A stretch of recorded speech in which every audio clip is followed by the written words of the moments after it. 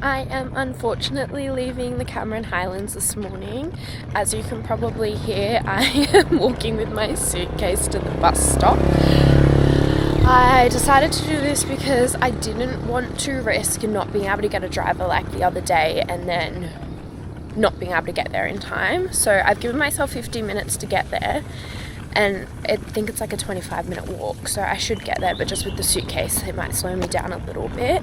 So I should get there at least like 20 minutes before the bus departs, which should be plenty of time because it's like a tiny little bus terminal, like only 2 buses can fit there, so I'm feeling confident that it'll be fine. Just for my luggage on the bus, I ended up getting here super early, like I think maybe 40 minutes before the bus. I don't know, I must have sped walked.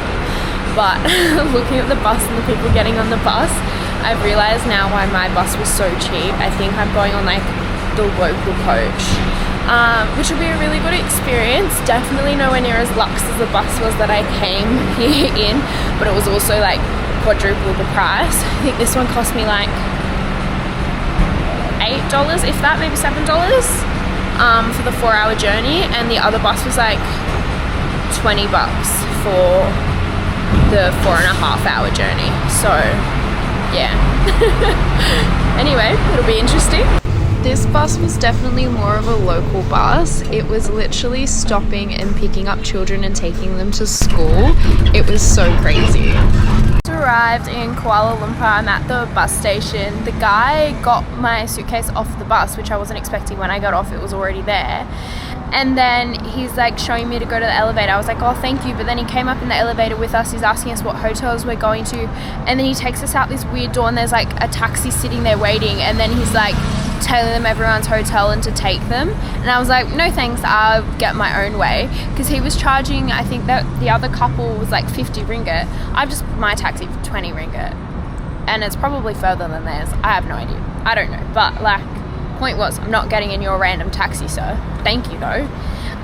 Anyway, but I'm an actual moron because I've put in the wrong hotel, because I was originally going to be staying at a different one, and I put in that original one, not the new one. Whoops. I'm sure it'll be fine. Fortunately, it was no big deal. I even got to see the Petronas Towers throughout the drive. Unfortunately, he completely missed the hotel, and it took us an extra 20 minutes just to find our way back, so that was a little frustrating. I dropped all my stuff off and then headed out to Kuala Lumpur Botanical Gardens. It was so beautiful. I was really enjoying the scenery. However, I was starting to get a little bit nervous because I noticed these 2 people following me. This is them. Hello. It's my mum and dad. They've come to join me for a few days in Kuala Lumpur, which is really nice. Sorry to have fooled you, but yes, my parents very spontaneously booked this trip about 4 days beforehand. They both had some time off work and decided they would do a little trip, and they wanted to cross over with me here, which is awesome. We found a lot of fish in the pond, and there were even some turtles. They tried to fight each other, which was a little bit scary, but I don't think they actually did hurt each other in the end.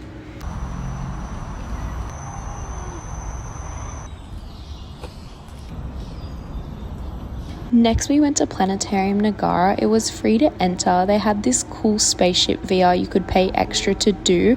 In the end, I feel like it was mainly aimed towards children and most of the things were broken, but there were some cool things like these rovers you could play around with, and you could even light up your star sign. Mine and my mum's are both Virgo. Deb's travelling tip: if you come to Malaysia, don't bother with Planetarium.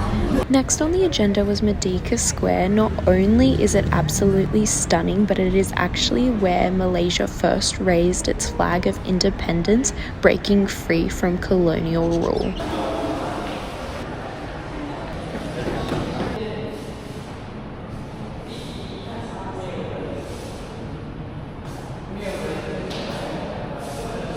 Right outside was the River of Life, and we even found this Australian icon. Our next stop I kept as a surprise from Mum and Dad. I just told them to follow me, and you'll see why soon.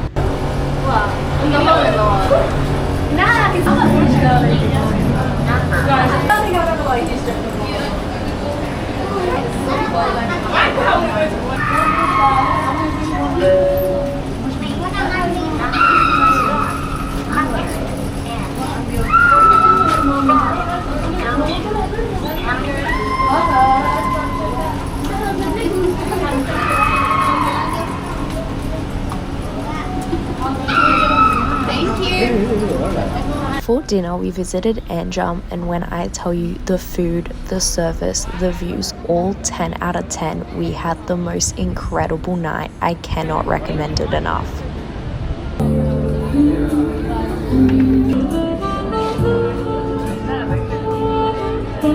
We finished off the night singing Happy Birthday.